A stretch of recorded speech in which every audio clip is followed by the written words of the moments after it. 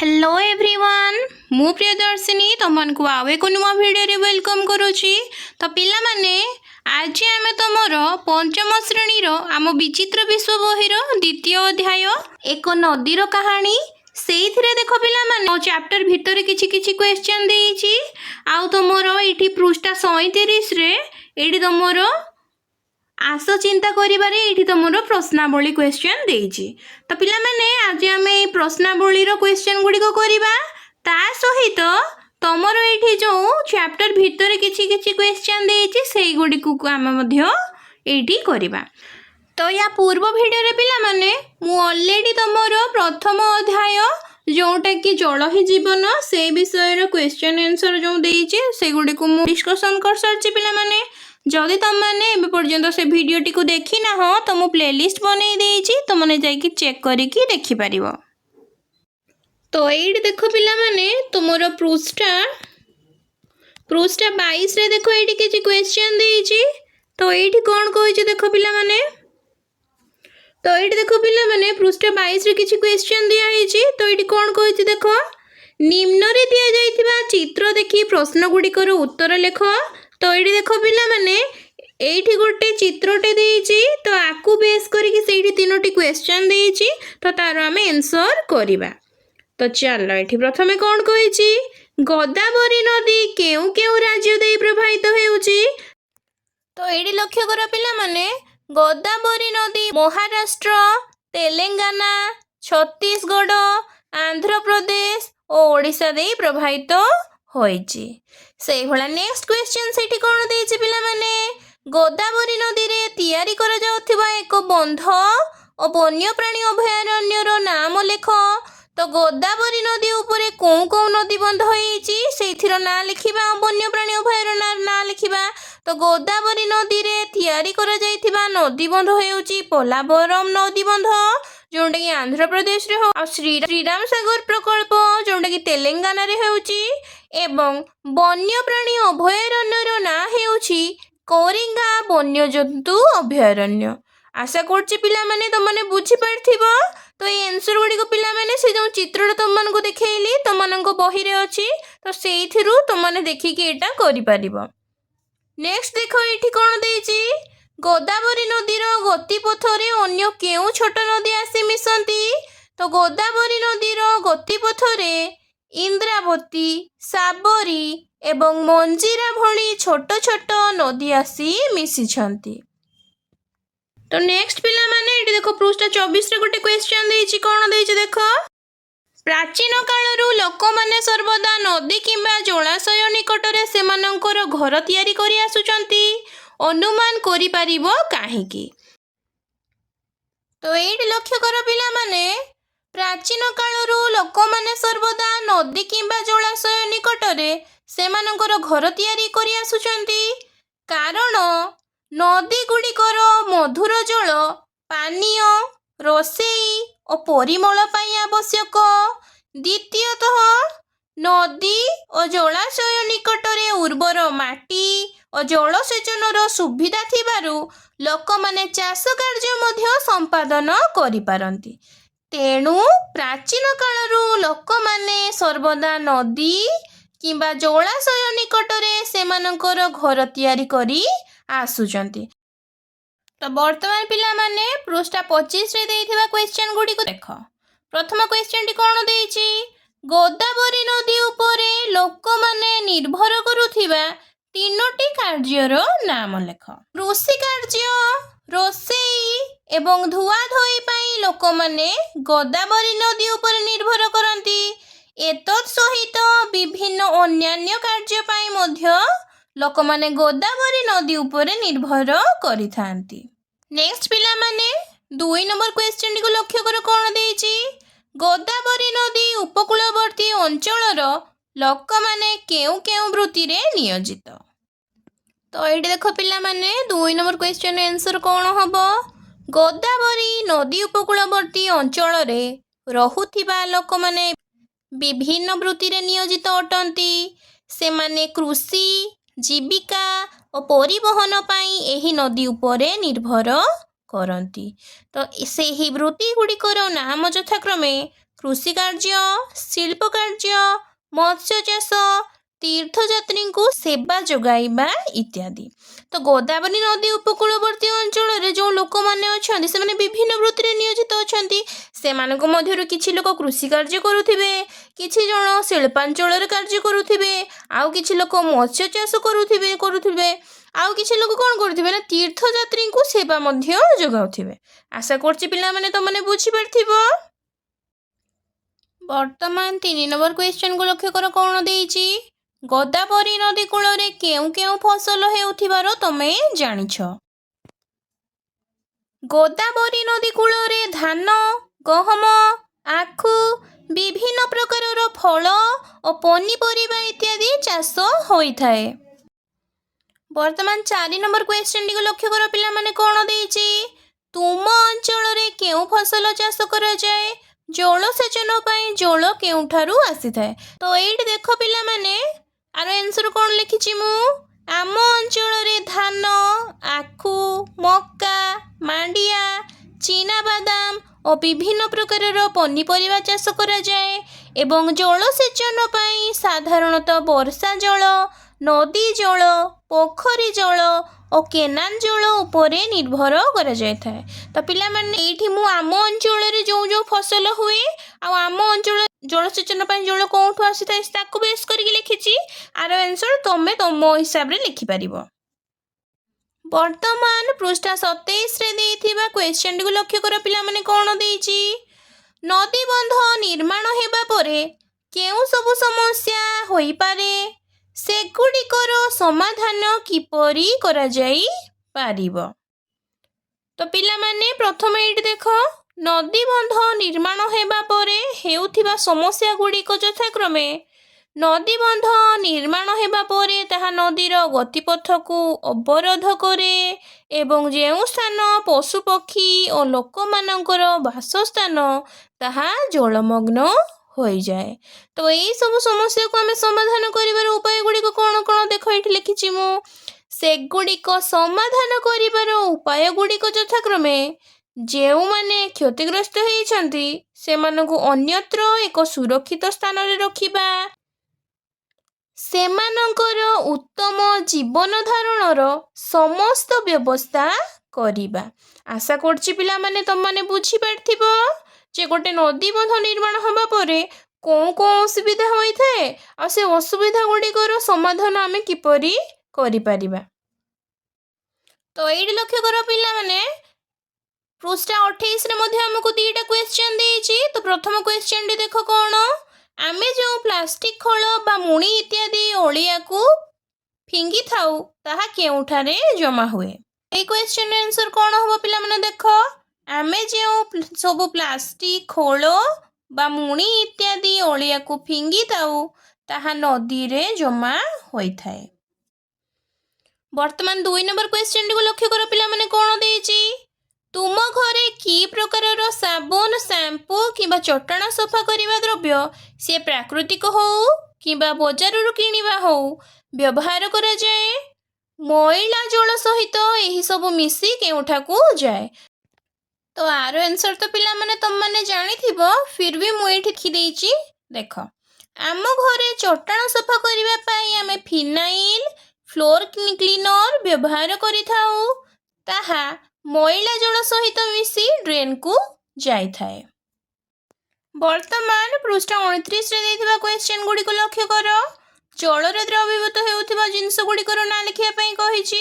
ତ ଜଳରେ ଦ୍ରବୀଭୂତ ହେଉଥିବା ଜିନିଷ ମାନେ ପିଲାମାନେ ଯେଉଁ ଜିନିଷ ଗୁଡ଼ାକ ପାଣିରେ ପୁରା ମିଶି ଯାଉଥିବ ତ ସେଇ ସବୁ ଜିନିଷର ନାଁ ଲେଖିବା, ଯେମିତିକି ଚିନି, ଲୁଣ, ମିଶ୍ରି, ଲେମ୍ବୁ ରସ, ମହୁ ଇତ୍ୟାଦି। ନେକ୍ସଟ ଦେଖ 2 ନମ୍ବରରେ କ'ଣ ଦେଇଛି ନା ଜଳରେ ଦ୍ରବୀଭୂତ ହେଉନଥିବା ଜିନିଷ ମାନେ ସେଇ ସବୁ ଜିନିଷ ଗୁଡ଼ିକ ଯେଉଁଗୁଡ଼ାକି ଆମର ପାଣିରେ ମିଶିବ ନାହିଁ। ତ ସେଇଗୁଡ଼ିକ କ'ଣ କ'ଣ ହେବ ଦେଖ। ବାଲି, ଗୋଡ଼ି, ତେଲ, ଘିଅ, ପ୍ଲାଷ୍ଟିକ ଇତ୍ୟାଦି। ବର୍ତ୍ତମାନ ପିଲାମାନେ ପୃଷ୍ଠା 31ରେ ଦେଇଥିବା କ୍ୱେଶ୍ଚନଟିକୁ ଲକ୍ଷ୍ୟ କର କ'ଣ ଦେଇଛି।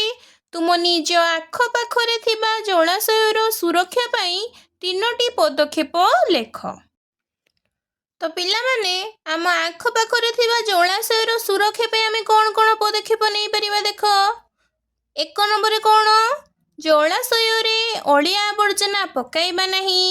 ଦ୍ୱିତୀୟରେ ଜଳାଶୟରେ ଲୁଗା ଓ ବାସନ ଧୋଇବା ନାହିଁ। ତୃତୀୟରେ ଜଳାଶୟରେ ଗାଈ ଗୋରୁ ଗାଧୋଇବା ନାହିଁ। ଚତୁର୍ଥରେ ଜଳାଶୟକୁ କଳକାରଖାନାର ଦୂଷିତ ପାଣି ଛାଡ଼ିବା ନାହିଁ। ତ ଏଇଠି ଆମେ 4ଟା ପଏଣ୍ଟ ଲେଖିଛେ ପିଲାମାନେ। ଆହୁରି ମଧ୍ୟ ପଏଣ୍ଟ ଭାବିକି ତୁମମାନେ ଆଉ କ'ଣ କ'ଣ ପଦକ୍ଷେପ ନେଇ ହେବ ତୁମମାନେ ନିଜ ମନରୁ ଭାବିକି ତୁମମାନେ ଲେଖିପାରିବ।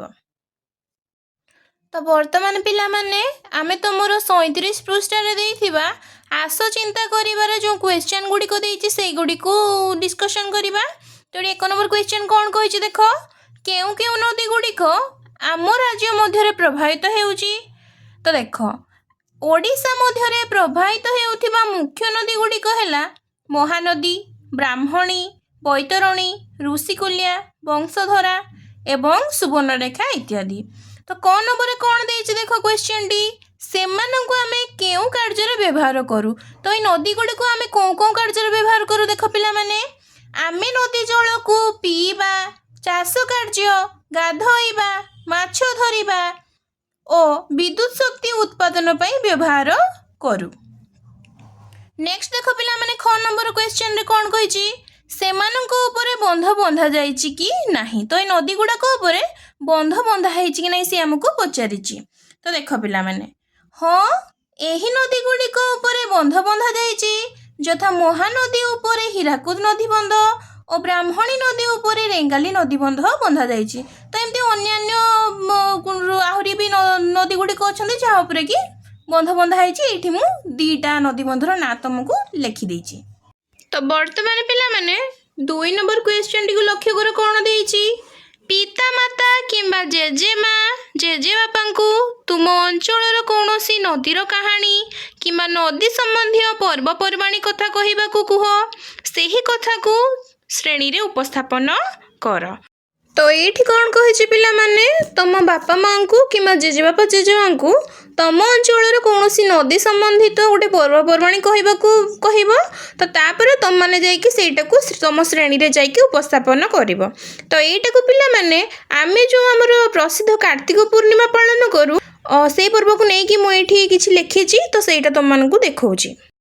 ତ ଏଇଠି ଲକ୍ଷ୍ୟ କର ପିଲାମାନେ, ଆମ ଅଞ୍ଚଳରେ ନଦୀକୁ ନେଇ ସବୁଠାରୁ ବଡ଼ ପର୍ବ ହେଉଛି କାର୍ତ୍ତିକ ପୂର୍ଣ୍ଣିମା। ଏହି ଦିନ ସକାଳୁ ଲୋକମାନେ ନଦୀ କୂଳକୁ ଯାଇ ସ୍ନାନ କରନ୍ତି ଏବଂ କଦଳୀ ପଟୁଆରେ ତିଆରି ଡଙ୍ଗାରେ ଦୀପ, ପାନ, ଗୁଆ, ଫୁଲ ଦେଇ ଆ କା ମା ବଇ ଗୀତ ଗାଇ ପାଣିରେ ଛାଡ଼ନ୍ତି। ଏହା ଆମର ପୁରାତନ ଗୌରବମୟ ନୌବାଣିଜ୍ୟ ସ୍ମୃତିକୁ ମନେ ପକାଇ ଦେଇଥାଏ। ଜେଜେ କହନ୍ତି, ପୂର୍ବରୁ ନଦୀର ଜଳ ଖୁବ୍ ନିର୍ମଳ ଥିଲା, ଏବେ ଆମେ ଅଳିଆ ପକାଇ ଏହାକୁ ଦୂଷିତ କରୁଛୁ। ନଦୀ ଆମକୁ ଖାଦ୍ୟ ଓ ପାଣି ଇତ୍ୟାଦି ଯୋଗାଉଥିବାରୁ ତାଙ୍କୁ ଆମେ ମା ଭଳି ସମ୍ମାନ ଦେବା ଆବଶ୍ୟକ ଏବଂ ସଫା ରଖିବା ଆବଶ୍ୟକ। ଆଶା କରୁଛି ପିଲାମାନେ ତୁମମାନେ ବୁଝିପାରିଥିବ। ବର୍ତ୍ତମାନ ପିଲାମାନେ 3 ନମ୍ବର କ୍ୱେଶ୍ଚନରେ ଦେଖ କ'ଣ କହିଛି, ପରିବାରର ଜଣେ ବୟସ୍କଙ୍କୁ ପଚାର। ତ ଚାଲ ପ୍ରଥମ କ୍ୱେଶ୍ଚନଟି କ'ଣ କହିଛି ସେ ପଚାରିବା ପାଇଁ କି। ଦେଖ କ ନମ୍ବରରେ କ'ଣ କହିଲା, ସେ ଛୋଟ ଥିଲାବେଳେ ନଦୀର ଅବସ୍ଥା କ'ଣ ଥିଲା? ତ ପିଲାମାନେ ଏଇଟାର ଆନ୍ସର ତୁମମାନେ ତୁମ ପରିବାରର ବଡ଼ ଲୋକ ଯେମିତିକି ତୁମ ଜେଜେମା ଜେଜେବାପା, ବାପା ମା, ଦାଦା ଖୁଡ଼ି ସେମାନଙ୍କୁ ପଚାରିକି ତୁମମାନେ ଲେଖିପାରିବ। ତ ଏଇଠି ମୁଁ କ'ଣ ଲେଖିଛି ଚାଲ ଦେଖିଦେବା। ସେ ଛୋଟ ଥିବାବେଳେ ନଦୀର ଜଳ ସ୍ୱଚ୍ଛ, ନିର୍ମଳ ଓ ପ୍ରଦୂଷଣ ମୁକ୍ତ ଥିଲା। ନଦୀରେ ବର୍ଷ ସାରା ପ୍ରଚୁର ଜଳ ରହୁଥିଲା ଏବଂ ବହୁ ପରିମାଣରେ ମାଛ ମିଳୁଥିଲା। ତ ଏଠି খ ନମ୍ବର କ୍ୱେଶ୍ଚନ କ'ଣ କହିଛି ଦେଖ, ସେହି ସମୟରୁ ଆଜି ପର୍ଯ୍ୟନ୍ତ କ'ଣ ସବୁ ପରିବର୍ତ୍ତନ ହୋଇଛି?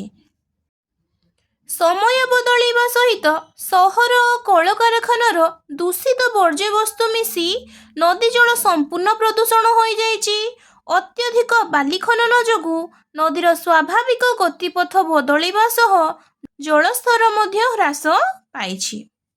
ତ ବର୍ତ୍ତମାନ ପିଲାମାନେ 4 ନମ୍ବର କ୍ୱେଶ୍ଚନଟିକୁ ଲକ୍ଷ୍ୟ କର କ'ଣ ଦେଇଛି, ପୂର୍ବେ ଲୋକମାନେ ନଦୀ କୂଳିଆ ଅଞ୍ଚଳରେ ଗ୍ରାମ ବା ସହର ସ୍ଥାପନ କରୁଥିଲେ କାହିଁକି? ଆଗ ଭଳି ବର୍ତ୍ତମାନ ମଧ୍ୟ ନଦୀ ଆମ ପାଇଁ ସେହିଭଳି ଗୁରୁତ୍ୱପୂର୍ଣ୍ଣ କି? तो वर्तमान पिलामाने ए क्वेश्चन टीर आंसर टी को लक्ष्य कर। पूर्वे जीवन धारण पई आवश्यक पानीय जल चाष कार्य एवं नौका साहाय्य गमनागमन और व्यवसायर सुविधा हेतु लोक माने नदी कूल ग्राम बा सहर स्थापन करुथिले। तापरे आग भली वर्तमान मध्य नदी आम पई गुरुत्वपूर्ण कि? हाँ, वर्तमान मध्य नदी गुड़िक आम पई आग भली गुरुत्वपूर्ण अटंती। कारण आजिर बड़ बड़ सहर गुड़िकु जल जोगाण कृषि कार्य और विद्युत उत्पादन पाई नदी उपरे ही निर्भर करती। आशा करछि पिला माने तो माने बुझी पारथिबो। तो वर्तमान पिला माने 5 नंबर क्वेश्चन टी कोन कहिছে देख। जदि तुम ग्राम किंबा सहर पाखरे थिबा नदीर सुरक्षा पाई नुआ नियम करिवो तेबे से गुड़िक कौन हम? तो आमे आमर ग्राम बा सहर पाखरे थिबा नदी गुड़कर सुरक्षा पाई कि जदि नुआ नियम बनैया पाई चाहिबा कौन कौन नियम बनई परिबा से गुड़िक सी लिखिया पाई कहिछि। तो वर्तमान पिला माने 5 नंबर क्वेश्चन रो आंसर टी को लक्ष्य करो। नदीर सुरक्षा पाई आमे निम्नलिखित नियम प्रणयन करि परिबा। यथा प्रथम देख, नदी जल मध्यकु कल कारखाना किंबा सहरर दूषित आवर्जना पानी बिना शोधन रे छड़ा जीव नाही। द्वितीय रे नदी पठारे प्लास्टिक व्यवहार अलिया पकाइबाकू एवं शौच हेबा संपूर्ण निषेध करा जिबा आवश्यक एवं एही नियम भांगिले जरिमाना करा जिवो। तृतीय रे देख, बेआईन भावे बाली उत्तोलन उपरे कठोर आईनगत कार्यानुष्ठान ग्रहण करा जाय परिबो। तो आमे आमर पाखरे थिबा नदी गुड़िकर सुरक्षा पाई कि एई भलिया किछि नियम आमे प्रणयन करि परिबा। तो वर्तमान पिला माने 6 नंबर क्वेश्चन टी को लक्ष्य कर कोन देछि। केते बेले तुमे जल नष्ट करिचो से कथा भाबो। सेते बेले आ कोन करिथिले जल संरक्षण करि पारि थांत। तमे एठी पिला माने जल केते बेले नष्ट करिचो से कथा टिके मने पकाओ। ब्रश करिबा बेले हो किंबा हाथ धोइला बेले हो निहाती पानी नष्ट होईची। तो सेई गुडी को हम किपरि जल संरक्षण करि परिबा तार उपाय गुडी को लेखिबा। तो एठी हमें कोन लेखि परिबा पिला माने, मु ब्रश कला बेले एवं हाथ धोइला बेले नळ बा ट्याप को अजथा खोला रखी जल नष्ट करिची। सेते बेले ट्याप को खोला न रखी आवश्यक अनुसार मग बा पात्र रे पानी नहीं व्यवहार करिथिले जल संरक्षण करि पारि थांती। तो वर्तमान पिला माने 7 नंबर क्वेश्चन टी कोन कहिছে देख। दैनंदिन व्यवहृत सामग्री को व्यवहार करी सरल जण छणा यंत्रटी प्रस्तुत करि परिबो कि सेथिरे कोन कोन रखिबो ओ काहेकि। तो एडी देखो पिला माने, हाँ, एक ओलटा प्लास्टिक बोतल मध्यरे साधारण सामग्री को स्तर स्तर रखी एक सरल जल छणा यंत्रटी प्रस्तुत करि परिबी। आवश्यक सामग्री और व्यवहार कारण पिला माने मु एठी लिखिची। डाहाण साइड रे देइथिबा चित्रटी रे पिला माने तो माने देखि परिबो जे आमे ओलटा प्लास्टिक बोतल एवं घरोई सामग्री को नै कि बनेइथिबा घरोई जल छणा यंत्रटी रो चित्र तो माने देखि परिबो। तो एठी पिला माने लक्ष्य करो, एठी को बनेया पई कि आमे आवश्यक सामग्री कोन व्यवहार करिबा और तार कारण कोन एठी मु लिखिची। तो प्रथमे तुळा जोंडे कि सबुठारु तळे व्यवहार करा जिवो। बाली बा कोयला गुंड को सफा पानी सहित मिसिबा को न देई शेष स्तर मैला को अटकाइबा पई व्यवहार करा जायछि। नेक्स्ट देखो 2 नंबर रे काठ कोयला गुंड जोंडे कि तुळार ऊपर स्तर रे आमे व्यवहार करिबा। तो एठी को काई कि व्यवहार करिबा, जलर दुर्गंध खराब स्वाद एवं केतेक अदृश्य रासायनिक पदार्थ को शोषण करिया पई व्यवहार करा जायछि। तापरे देखो सरू बाली जोडे काठ कोयला गुंडर ऊपर स्तर रे व्यवहार करिबा। तो आकु काई कि व्यवहार करायछि पिला माने, पानी रे भासुथिबा सूक्ष्म धूलिकणा बाली और कादुओ को छाणी होई जिबा पई कि व्यवहार करा जायछि। ता ऊपर को देखो पिला माने बड़ और छोट गड़ी जोडे कि सबुठार ऊपर स्तर बा सरू बाली रो ऊपर स्तर रे आमे व्यवहार करिचु। एटा काई आमे व्यवहार करिचु, पानी रे थिबा बड़ आवर्जना काठी और सुखिला पत्र को अटकाइबा पई व्यवहार करा जायछि। तो वर्तमान पिला माने 8 नंबर क्वेश्चन टी को लक्ष्य करो। गोटे नदी कूल नूतन सहरर परिकल्पना कर एथिपाई कौन कौन पदक्षेप नवा जमती नदी को परिष्कार रखापी आम कौन कौन पदक्षेप नहीं पारिबा प्रबल वर्षा समय बन्या नियंत्रण करिबारे कौन कौन पदक्षेप नहीं पारिबा ग्रीष्म ऋतु में सब समस्त यथेष्ट जल मिलवा निश्चित करने आम कौन कौन पदक्षेप नहीं पारिबा। तो वर्तमान पिला माने लक्ष्य कर नदी को परिष्कार रखापी आम निम्नलिखित पदक्षेप गुड़िक नहीं पारिबा यथाक्रमे सहरर मैला पानी और कल कारखानार वर्ज्य वस्तु नदी रे पकाइबा संपूर्ण बंद करिपारिबा। द्वितीय माटी क्षय रोकिबा पई नदी पठारे व्यापक मात्रा रे वृक्षरोपण करिपारिबा। वर्तमान लक्ष्य कर पिला माने प्रबल वर्षा समय रे बन्या नियंत्रण पई आमे कोन कोन पदक्षेप नहीं पारिबा। देख प्रबल वर्षा समय रे बन्या नियंत्रण पई आमे निम्नलिखित पदक्षेप गुड़िक नहीं पारिबा यथाक्रमे सहर मध्य को बन्या जल प्रवेश रोकिबा पई नदी कूल रे शक्त पत्थर बंध निर्माण करिपारिबा। वर्षा पानी सहर रे बाहरी जीवा पई सहर रे उपयुक्त ड्रेनेज व्यवस्था करिबा। नेक्स्ट देख पिला माने ग्रीष्म ऋतु रे सब बेले जलर अभाव दूर करिया पई हमें कौन कौन पदक्षेप नहीं पारिबा। ग्रीष्म ऋतु रे सब बेले जलर अभाव दूर करिया पई हमें निम्नलिखित पदक्षेप गुड़िक नहीं पारिबा यथा नदीर आनाकट बा चेक डैम निर्माण करी जल संरक्षण करि पारिबा। द्वितीय सहरर प्रति घरे वर्षा जल अमल प्रकल्प को बाध्यतामूलक आमे करि पारिबा। आशा करछि पिला माने तमने बुझी पारथिबो। तो आज भिडियो को पिला माने मु एठी रखुची जदि तुम मानू मो भिडियो गुड़िक भल लगुच तेबे लाइक शेयर एंड सब्सक्राइब करिया को जमा भी भूलिबा नहीं। रहुची पिला माने देखा हेबा एक नुआ भिडियो रे। जय Jagannath and God bless you all.